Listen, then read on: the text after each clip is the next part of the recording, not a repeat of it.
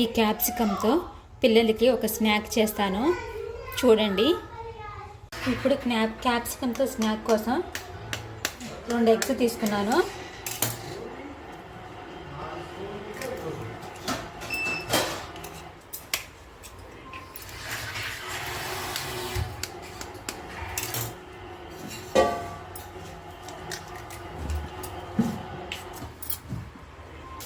ఇందులో సన్నగా కట్ చేసుకున్న ఒక ఆనియన్,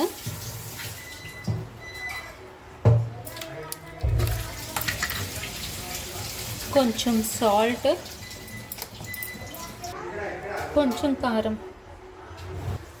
ఇప్పుడు మంచిగా మిక్స్ చేసుకోవాలి.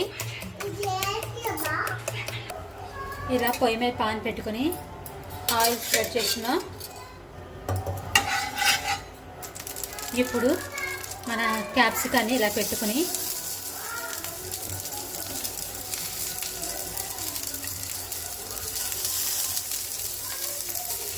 ఇప్పుడు ఇందులో మనం మిక్స్ చేసుకున్న కోడిగుడ్డు మిశ్రమాన్ని వేసుకున్నాం.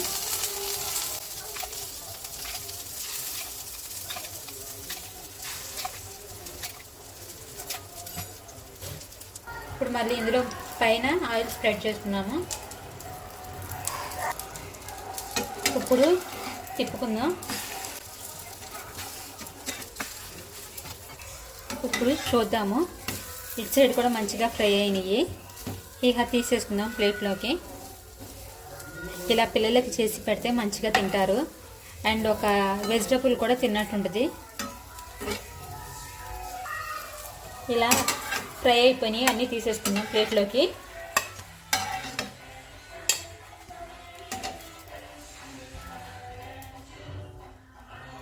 చూసారు కదా క్యాప్సికమ్ ఆమ్లెట్.